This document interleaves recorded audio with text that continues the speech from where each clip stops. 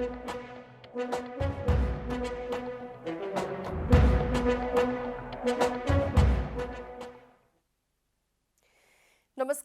म प्रतिमा चौधरी। साँझ 6 बजेको प्रदेश समाचारमा स्वागत छ। सबैभन्दा पहिले प्रमुख प्रदेश समाचार।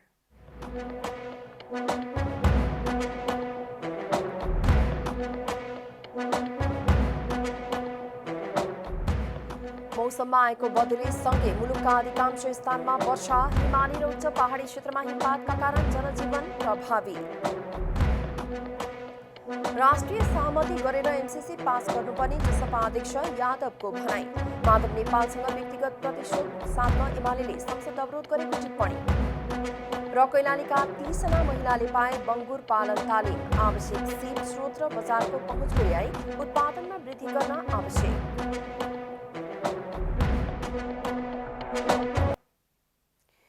अब पुरा समाचार।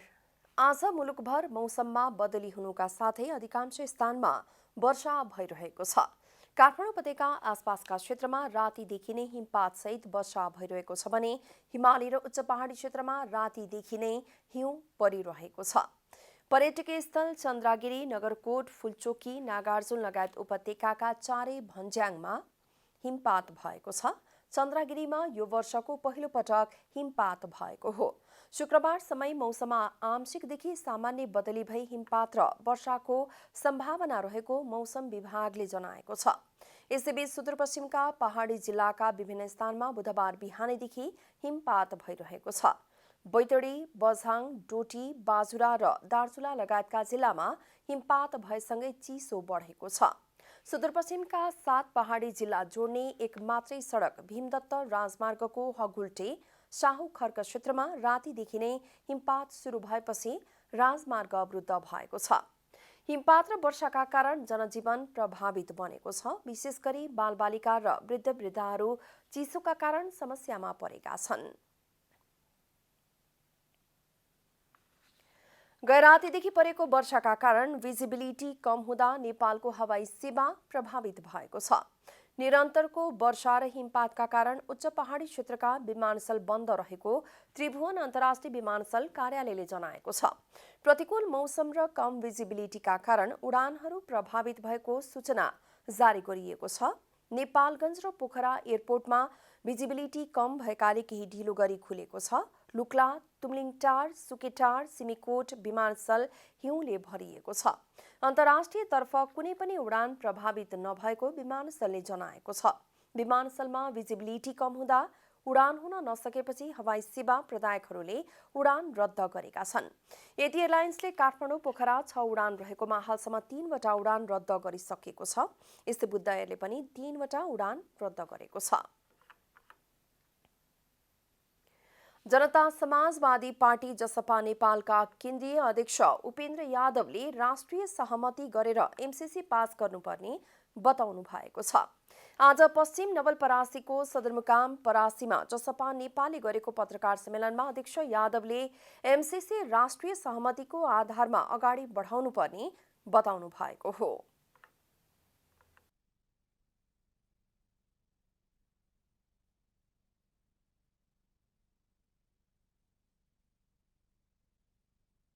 यस विषयमा उठेका कुराहरू जो सार्वजनिक रूपले उठेका छन्, विभिन्न कोणबाट उठेका छन्, ती कुराहरूलाई हेर्दै त्यसमा छलफल गर्दै यसलाई चाहिँ के हो भन्दाखेरि प्रमुख राजनैतिक शक्तिहरूको सहमतिका आधारमा अगाडि बढाउनुपर्छ, नम्बर 1।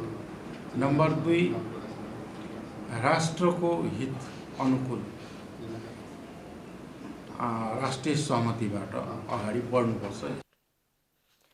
एमसीसी संसदबाट पारित गर्ने विषय नभई क्याबिनेटले निर्णय गरेर सहमति कार्यान्वयन गर्ने विषय भएको अध्यक्ष यादवको धारणा छ।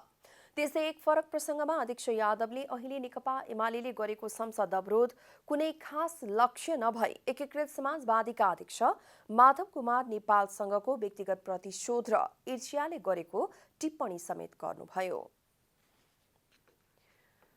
धनगढी उपमहानगरपालिकामा उपमेयर सुरक्षित मातृत्व कार्यक्रम लागू गरिएको छ।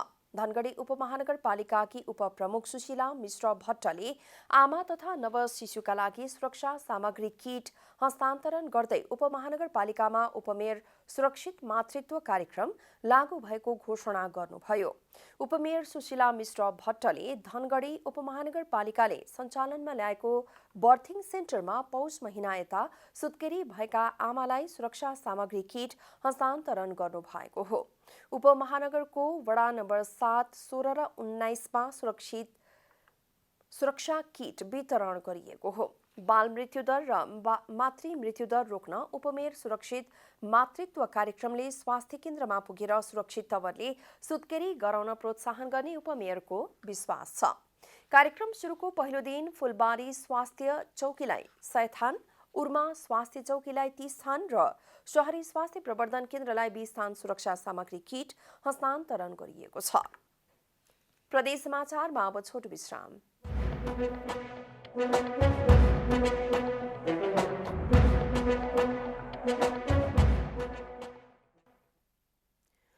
प्रदेश समाचारमा अब थप समाचार।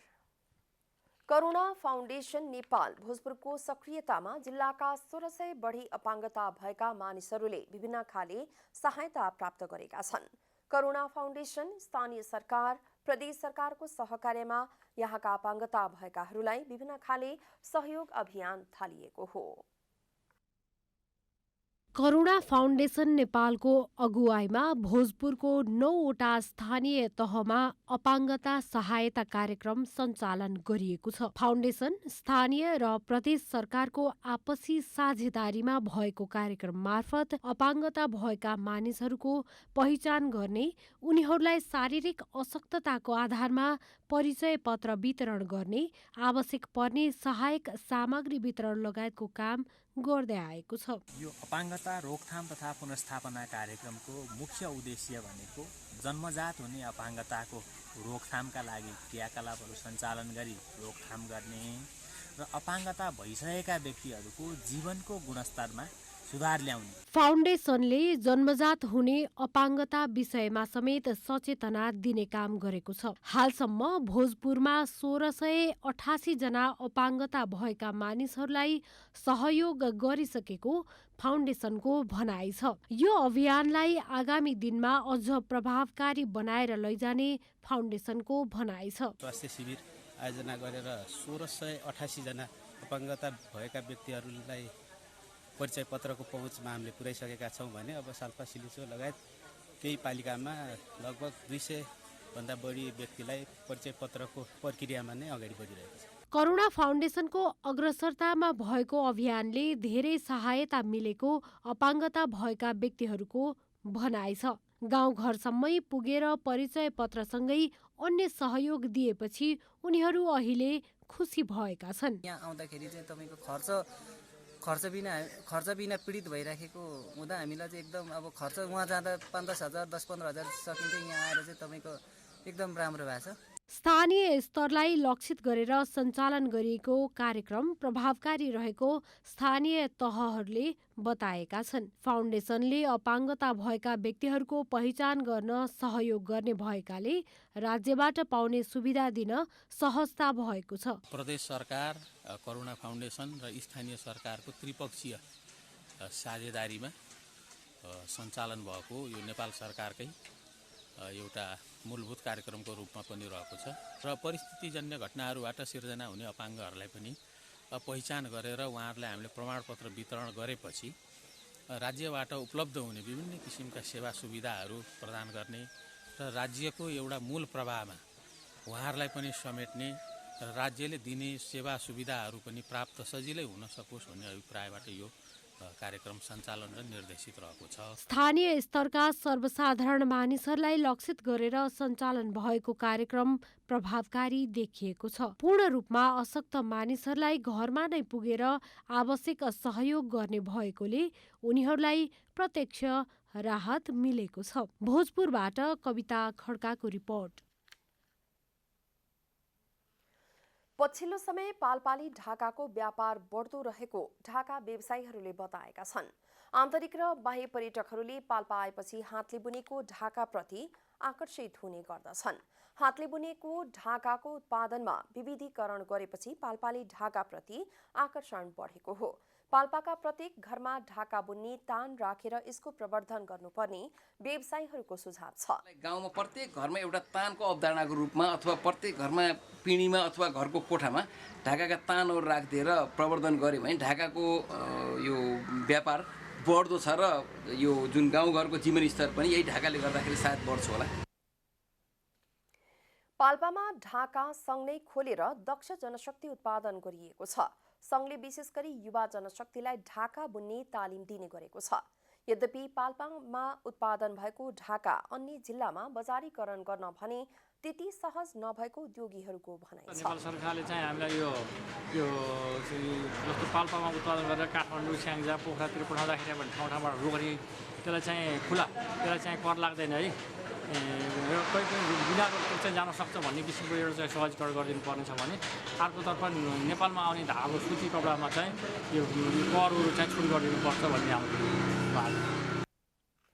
यता तानसेन नगरपालिका भने पाल्पालाई ढाकाको राजधानी घोषणा गरेर ढाकाको प्रवर्धन गर्न लागेको छ।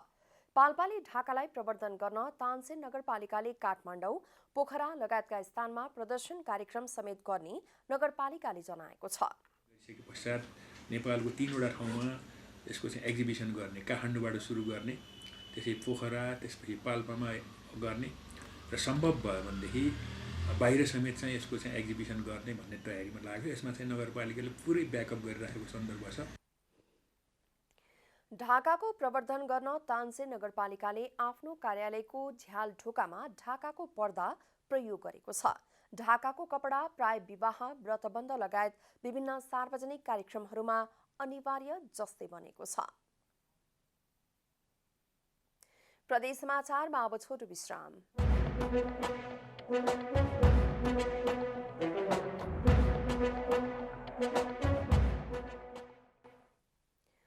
प्रदेश समाचारमा अब थप समाचार।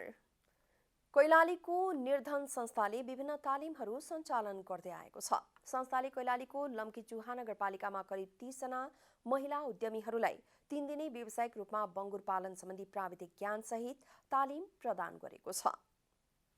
कैलालीको निर्धन संस्थाले लम्कीचुहामा 30 जना महिलालाई बङ्गुर पालन तालिम दिएको छ। प्रशिक्षणमा नयाँ जोस र व्यावसायिक रूपमा बङ्गुर व्यवसाय गर्ने आँट आएको सहभागीहरूले बताएका छन्। भन्ने त भन्छन् कहिले बुङ्गुर कहिले पाल्छस्, कहिले बच्चा ल्याएर पाल्नेस्, कहिले त्यो ठुलो हुने हो र कहिले हुर्किने हो, कहिले बच्चा दिने हो र कहिले पैसा हातमा आउने भन्ने कुराहरू गर्छन्। तर यहाँ आउँदाखेरि मैले बुझ्दाखेरि गऱ्यो भने सब हुँदो रहेछ भन्ने सोच्छु मलाई। निर्धन उत्थान लघुवित्त वित्तीय संस्थाबाट ऋण लगेर व्यावसायिक रूपमा बङ्गुर पालन गर्दै आएकी जानकी थारूले अहिलेलाई केही तालिम प्रदान गरे पनि आउने दिनमा अझै यस्ता तालिमहरूको आवश्यकता रहेको बताउनुभयो।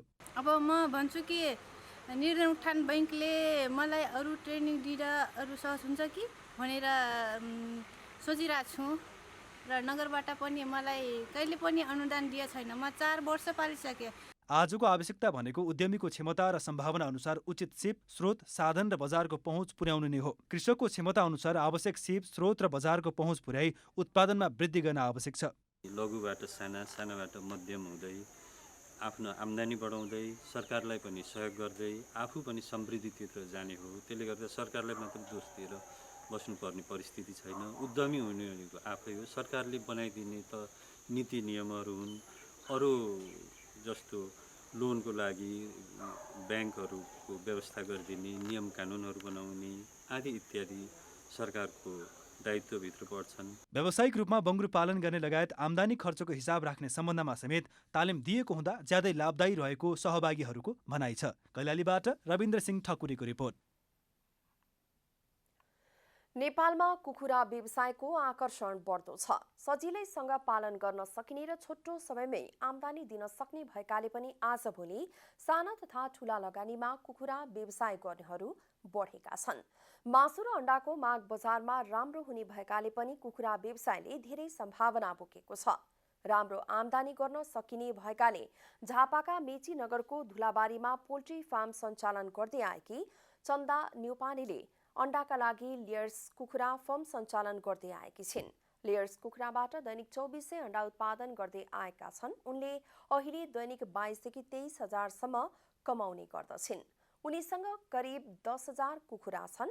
अण्डाका लागि स्थानीय बजार नै पर्याप्त रहेको उनको भनाइ छ।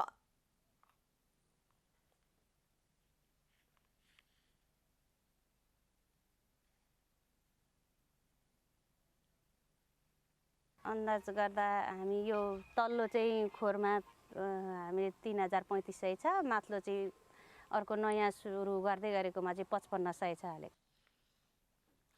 कुखुरा पालक किसान चन्द्राले फर्ममा 2 जनालाई मासिक स्यालेरी दिएर रोजगार पनि दिइरहेकी छिन्। कुखुरा व्यवसायमा थोरै मेहनत र प्राविधिक कुरामा ध्यान दिन सके यो व्यवसायमा राम्रो आम्दानी प्राप्त गर्न सकिने उनको भनाइ छ। अन्त्यमा प्रमुख प्रदेश समाचार।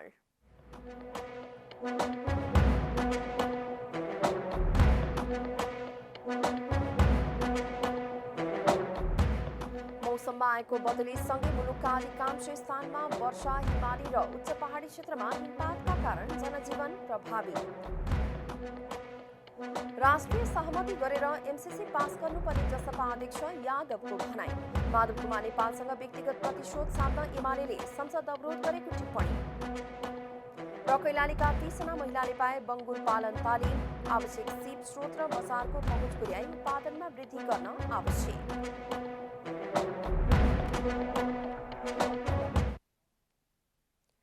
प्रदेश समाचार अहिलेलाई यति नै। जनताद्वारा जनताका लागि प्रसारित जनता टेलिभिजन हेरिरहनुहोला। नमस्कार।